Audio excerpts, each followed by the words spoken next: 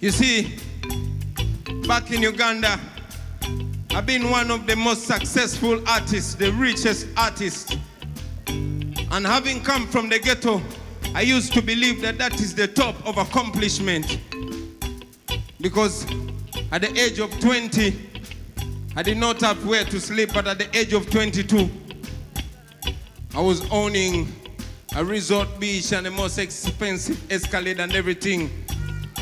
But as a youth, I used to think that that is all that I need to acquire until I looked behind me and saw all the childhood friends languishing in poverty, which they are not supposed to be experiencing. Ladies and gentlemen, I represent for Africa, a new Africa with a new imagination.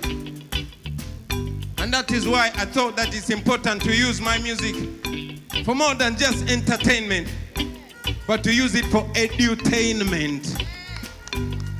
You hear me, Jamaica? So right now, I come from Uganda, the most beautiful part of Africa. That's why Winston Churchill named it the Pearl of Africa. It is the source of the great river Nile. And yes, we have the biggest freshwater lake in the world. When you're driving a boat on that lake, it's like you're driving a boat on drinking water. Very beautiful people, very enterprising people.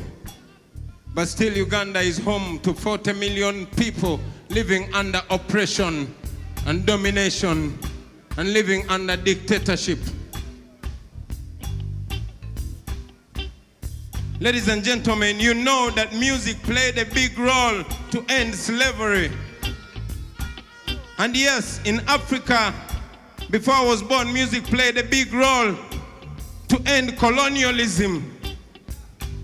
And in South Africa, when the black people were being oppressed under the system of segregation called apartheid, music by great African artists played a big role to open the eyes of the people and to fight without violence, without shedding blood against that injustice. Ladies and gentlemen, it's that music that we think is important to play an important role to end dictatorship. Because when injustice continues and is being put on you by your own brother, it is colonialism in a black skin.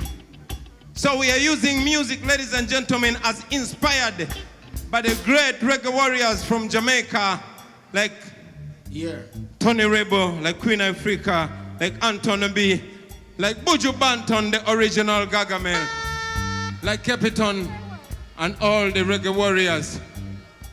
And my generation has been inspired to use music to put an end to that injustice. Today, as we speak, my music has been banned in Uganda. Today, as we speak, all my concerts have been abolished by the government. Today, as we speak, I'm not even allowed to attend a public gathering because the government thinks what I'm speaking is poisonous to the mentally enslaved African youth. Today, for me to speak musically to the masses in Uganda, I have to come and travel for 36 hours to Jamaica to make my point clear. Yeah! But I'm glad. Yes, I am! I'm glad. I'm very happy that we're living in a generation where there are no boundaries no more, where I can speak to my brother and sister across the world on their phone. We can fight without shedding blood. We can open the people's eyes. We can open their minds to continue the mission of the founders, like Marcus Garvey said, liberate the minds of men and ultimately you liberate the bodies of men. Yeah, man. And like Steve Biko said, that the most important weapon in the hands of the oppressor is the mind of the oppressed. So we continue to use this music to open the minds of the people. Why?